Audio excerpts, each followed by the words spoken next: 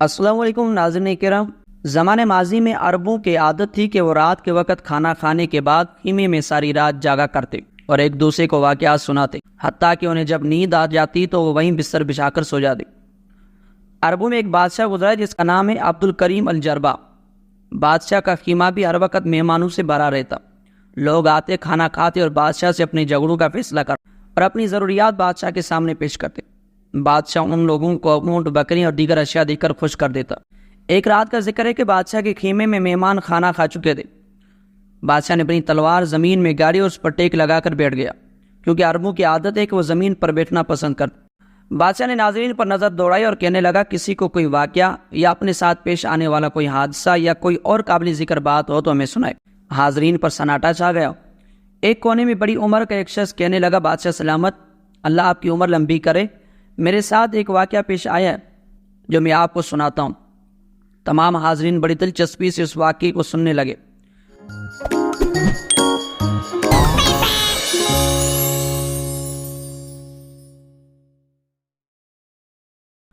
وہ شخص کہنے لگا، میرے پاس کئی اونٹ تھے، ان میں ایک اونٹ بڑا سرکش تھا۔ میں اس اونٹ سے بڑا تنگ تھا، یہ رسی توڑوا کر بھاگ جاتا تھا۔ ایک دن اس نے رسی توڑوائی اور جنگل کی طرف بھاگ نکلا۔ میں بھی اس کے پیچھے چل پڑا۔ وہ جنگل ہم سے زیادہ دور نہیں تھا۔ اب میں اونٹ کا پیچھا کر رہا ہوں اور وہ میرے آگے آگے بھاگتا جا رہا ہے۔ صبح کا وقت تھا، میں نے اونٹ سمیت داخل ہونا چاہا، مگر درخت ایک دوسرے کے ساتھ پیوست تھے۔ مجھے ڈر ہوا کہ اونٹ سمیت اگر داخل ہوا تو درختوں کی ٹہنیوں سے زخمی ہو جاؤں گا۔ میں نے اونٹ کو جنگل کے کنارے بٹھا دیا، اس کے گھٹنے کو رسی کے ساتھ باندھ دیا اور خود پیدل جنگل میں داخل ہو گیا۔ جنگل میں درخت ایک دوسرے کے ساتھ جڑے ہوئے تھے۔ میں چلتا گیا تاکہ جنگل میں بہت دور نکل گیا۔ میں نے اچانک شیر کے داڑنے کی آواز سنی۔ جان بچانے کے لیے میں جلدی سے درخت کے اوپر چڑھ گیا۔ میں نے اوپر سے دیکھا کہ ایک طرف سے ایک نوجوان اپنے اونٹ پر تیزی سے جنگل کی طرف بڑھ رہا ہے۔ دیکھتے ہی وہ میرے اونٹ کے قریب آ کر رک گیا۔ وہ اپنے اونٹ سے نیچے اترا، اس نے اپنے اونٹ کو میرے اونٹ کے قریب بٹھا کر اسے باندھ دیا۔ تلوار اس کے ہاتھ میں تھی۔ پھر اچانک شیر اس کے قریب آیا تو اس نوجوان نے اس شیر پر حملہ کرنا چاہا۔ ادھر میری حالت یہ تھی کہ میں خوف کے مارے کانپ رہا تھا۔ ادھر میں نے دیکھا کہ نوجوان نے اپنی میان سے تلوار نکالی اور شیر پر چیخنے لگا۔ شیر حملہ آور ہوا تو نوجوان دائیں طرف ہٹ گیا، پوری قوت سے شیر کے دائیں پاؤں پر تلوار دے ماری۔ شیر زخمی ہو کر آگے بڑھا اور اس کا غصہ عروج پر پہنچ گیا اور زور سے داڑنے لگا۔ ادھر میری حالت یہ تھی کہ خوف سے میرا پتا پانی ہو گیا تھا۔ چونکہ میں بہت اونچی جگہ پر تھا اس لیے شیر سے محفوظ تھا، مگر خوف سے میرا دل دھڑک رہا تھا۔ شیر آگے جا کر مڑا۔ اب کی بار اس نے بائیں پنجے سے نوجوان پر حملہ کرنا چاہا۔ نوجوان کی بہادری اور دلیری کے کیا کہنے کہ اس حملے کے لیے پہلے سے تیار تھا۔ اس نوجوان کی تلوار اپنا کام کر چکی تھی۔ شیر کا پہلے دایاں پنجہ بایاں پنجہ بھی لٹک رہا تھا۔ اب تو شیر کے غصے کی انتہا نہ رہی۔ وہ آگے کی طرف بھاگا اور پھر بڑی تیزی سے پیچھے مڑ کر نوجوان پر حملہ آور ہوا، اور شیر کا یہ تیسرا حملہ تھا۔ نوجوان واقعی شیر دل تھا۔ اب کی بار اس نے پوری قوت سے اس کے سر کا نشانہ لیا اور اس کی کھوپڑی پر تلوار دے ماری اور شیر کے دو ٹکڑے کر دیے۔ چند منٹ گزرے کہ شیر ٹھنڈا ہو گیا۔ اس شیر دل نوجوان نے اپنی تلوار کو میان میں ڈالا، ایک سائیڈ پر رکھ کر زمین پر لیٹ گیا۔ وہ بوڑھا شخص کہتا ہے کہ میں نے دیکھا کہ اس نے اپنا دایاں ہاتھ سر کے نیچے رکھ کر اپنی آنکھیں بند کر لی۔ میں درخت کے اوپر کانپ رہا تھا۔ میں نے دیکھا کہ نوجوان شدید تھکن کی وجہ سے نیند کی وادی میں چلا گیا۔ تھوڑی دیر گزری کہ میں نے شی شی کی آواز سنی۔ مجھے اندازہ ہو گیا کہ یہ سانپ کی آواز ہے جو بل سے باہر نکل رہا ہے۔ میں نے نیچے غور سے دیکھنا شروع کیا تو کیا دیکھا کہ نوجوان سے تھوڑے فاصلے پر ایک درخت کے تنے کے نیچے سے ایک بڑا سانپ نکل رہا تھا۔ وہ مسلسل پھنکار رہا تھا۔ ادھر میں خوف اور ڈر سے مسلسل کانپ رہا تھا۔ وہ نوجوان کی طرف مسلسل بڑھتا رہا حتیٰ کہ نوجوان کے قریب پہنچ گیا۔ سانپ اس کے قریب جا کر زور سے پھنکارا اور اس کے ساتھ ہی اس نے اس نوجوان کی پنڈلی پر ڈنگ مار دیا۔ اس دوران نوجوان کی آنکھ کھل چکی تھی۔ اس نے فوراً اپنی تلوار کی طرف ہاتھ بڑھایا، تلوار پکڑی اور اسے میان سے باہر نکالا۔ اب وہ تیزی سے کھڑا ہو چکا تھا۔ اس نے سانپ پر زور سے وار کیا اور اس کے دو ٹکڑے کر دیے۔ سانپ دو ٹکڑے ہونے کے باوجود زور زور سے پھنکار رہا تھا۔ ادھر میرا کلیجہ منہ سے باہر آ رہا تھا۔ خوف کے مارے ماتھے پر پسینہ آیا ہوا تھا۔ نوجوان کے چہرے سے نظر آ رہا تھا کہ اس کے جسم میں سانپ کا زہر سرایت کر رہا ہے۔ میرے دیکھتے دیکھتے وہ خوبصورت نوجوان زمین پر گر پڑا۔ افسوس اور صد افسوس کہ نوجوان میری آنکھوں کے سامنے وفات پا گیا۔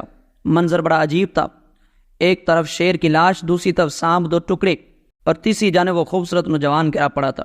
بادشاہ نے اس بوڑھے کی گفتگو سنی تو صبر نہ کر سکا، لیکن اس نے بہت ضبط سے کام لیا۔ وہ تلوار کے سہارے بیٹھا تھا۔ اس نے اپنے جسم کو آگے پیچھے حرکت دینا شروع کی۔ ایسا لگ رہا تھا کہ وہ کوئی فیصلہ کرنے جا رہا ہے۔ اس نے اپنے منہ سے زور زور سے کہنا شروع کیا، ہائے افسوس، ہائے افسوس، یہ کیا ہو گیا؟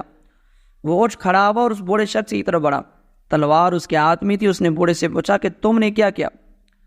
بوڑھا کہنے لگا، بادشاہ سلامت، میں نے ساری زندگی ایسا منظر نہیں دیکھا تھا، میں تو خوف سے کانپ رہا تھا، مجھے سمجھ نہیں آ رہی تھی کہ میں کیا کروں۔ خوف کے مارے میں درخت سے نیچے اترنے سے گھبرا رہا تھا، پھر آہستہ آہستہ میرا خوف کم ہوا تو میں نے اپنے اعصاب پر قابو پایا اور درخت سے نیچے اترا۔ اس وقت پرندوں کی آوازیں بھی کم ہو گئیں، سورج بھی غروب ہونے والا تھا۔ میں اندھیرا ہونے سے پہلے وہاں سے بھاگنا چاہتا تھا۔ میں بڑی مشکل سے درخت سے نیچے اترا، اپنے اونٹ کی طرف چل پڑا۔ میں نے اپنے اونٹ کی رسی کھولی اور گھر کی طرف روانہ ہو گیا۔ میں اپنے جس اونٹ کی تلاش میں آیا تھا اسے بھول چکا تھا۔ بادشاہ سن کر اس کی طرف آگے بڑھا، تلوار اس کے ہاتھ میں تھی۔ اچانک حاضرین مجلس نے دیکھا کہ اس واقعے کو بیان کرنے والا رو رہا ہے۔ بادشاہ نے اس سے پوچھا کہ تم کیوں رو رہے ہو؟ کہنے لگا، میں اس لڑکے کی موت پر رو رہا ہوں۔ بادشاہ کہنے لگا، کیوں، وہ لڑکا تمہارا کچھ لگتا تھا یا تمہارا قریبی تھا؟ کہنے لگا، ہاں بادشاہ سلامت، وہ کوئی اور نہیں، میرا اپنا بیٹا تھا۔ جب اسے معلوم ہوا کہ میں اپنی اونٹنی کی تلاش میں گیا ہوں تو وہ میری تلاش میں اور میری مدد کرنے کے لیے میرے پیچھے پیچھے آیا تھا۔ بادشاہ نے جب یہ سنا تو جوش میں آ گئے، کہنے لگے کہ وہ نوجوان تمہارا بیٹا تھا؟ میں نے ساری عمر یہ نہیں سنا کہ ایک گیدڑ شیر کو جنم دیتا ہے یا شیر کا باپ بنتا ہے۔ اتنا بہادر بیٹا تمہارے ہاں کیسے پیدا ہو گیا؟ وہ بڑا شخص کہنے لگا، بادشاہ سلامت، نہ تو میں بہادر ہوں نہ میرا باپ کوئی بہادر تھا، مگر یہ میرا بیٹا دراصل اپنے ماموں پر چلا گیا، ان کی خصلت اور بہادری اس میں پائی جاتی تھی۔ اس کی ماں بڑی بہادر تھی، اس نے یہ صفات اپنی ماں اور نیال سے نہیں تھی۔ بادشاہ غصے میں دیوانے ہو گئے، انہیں اپنے ہوش و حواس پر قابو نہ رہا اور انہوں نے تلوار کو میان سے کھینچا اور اس بوڑھے کی گردن اتار دی۔ خیمے میں اس کی گردن بالکل فٹ بال کی طرح پڑی ہوئی تھی۔ مجلس میں بیٹھے ہوئے لوگ شور مچا رہے تھے، اے بادشاہ سلامت، آپ نے اپنے مہمان کو ذبح کر دیا ہے۔ بادشاہ کہنے لگے، واللہ اگر میں اسے قتل نہ کرتا تو میں غضب اور غصے سے خود مر جاتا۔ اللہ کی قسم، اس قسم کے آدمی کے لیے زندہ نہ رہنا ہی بہتر ہے۔ اس کا نوجوان بیٹا، وہ دلیر اور بہادر شیر کو قتل کرنے والا، سانپ کو 2 حصوں میں کاٹ کر رکھ دینے والا، اور لعنت ہو اس کے باپ پر جو درخت پر بیٹھ کر اپنے بیٹے کا تماشا دیکھتا رہا۔ یہ اوپر سے اپنے بیٹے کو دیکھ کر چیخا اور چلایا کیوں نہیں؟ اس نے شیر کو 2 ٹکڑوں میں تقسیم کیا، اس نے اسے شاباش تک نہ دی۔ جب سانپ اپنی بل سے باہر نکلا تو اس نے شور کیوں نہیں مچایا؟ کوئی ٹہنی پھینک کر شور مچا کر اسے بھگا دیتا۔ وہ شیر دل اس کی وجہ سے مارا گیا، لہذا اسے زندہ رہنے کا کوئی حق نہیں ہے۔ تو یہ تھی ناظرین کرام آج کی یہ کہانی، امید کرتا ہوں آپ کو پسند آئی ہوگی۔ اگر پسند آئی ہے تو اس ویڈیو کو لائک کیجیے، شیئر کیجیے، ہمارے چینل کو ضرور سبسکرائب کیجیے۔ ملتے ہیں اگلی ویڈیو میں، اللہ حافظ۔